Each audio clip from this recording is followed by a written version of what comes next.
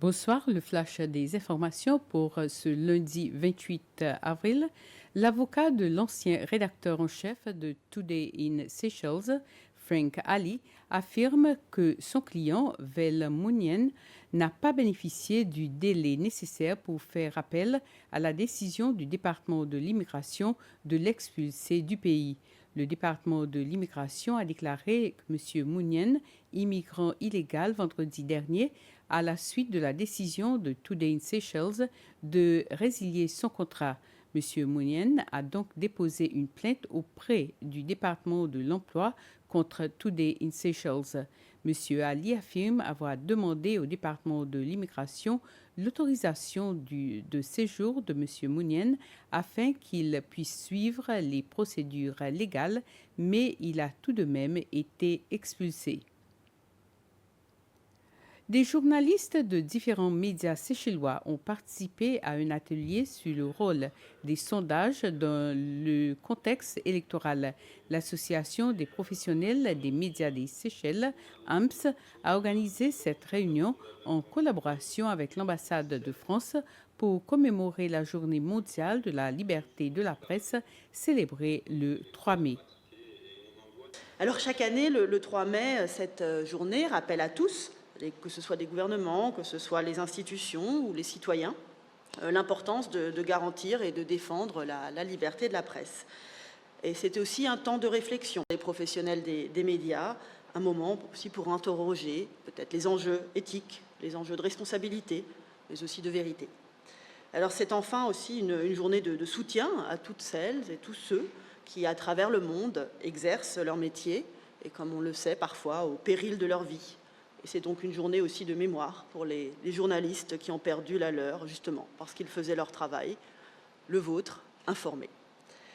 Alors la France est profondément attachée, comme vous le savez, à cette liberté fondamentale, et elle soutient activement les médias et les journalistes, qui sont les piliers de toute démocratie vivante. Cet engagement est d'autant plus crucial dans les périodes de transition de grande actualité, comme c'est aussi le cas pour vous cette année aux Seychelles, à nouveau, avec les élections qui sont prévues fin septembre ici. Alors dans ce contexte électoral dense, vous, médias, vous jouez un rôle clé pour informer, pour analyser, mais aussi pour donner la parole à toutes les voix. Pour accompagner ce travail d'enquête et de décryptage, certains outils peuvent s'avérer précieux. Et parmi eux, le sondage, justement, qui fait l'objet de cette rencontre aujourd'hui. C'est donc tout naturellement que nous avons choisi de consacrer cette édition à la place du sondage en période électorale.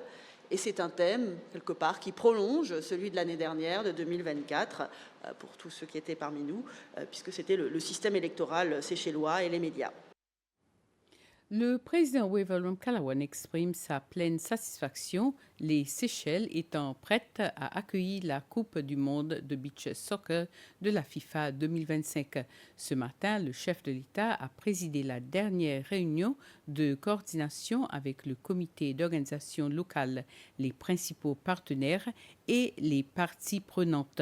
Tenue à State House, la réunion a confirmé que les Seychelles sont à 100% de leurs préparatifs, tous les secteurs opérationnels étant pleinement prêts pour ce tournoi historique.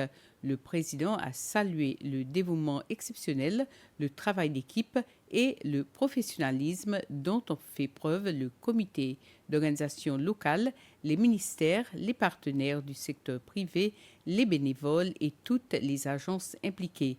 Le président a déclaré qu'il était extrêmement fier du dévouement dont chacun a fait preuve et qu'il était convaincu que nous offrirons une Coupe du monde de beach soccer de la FIFA 2025 inoubliable.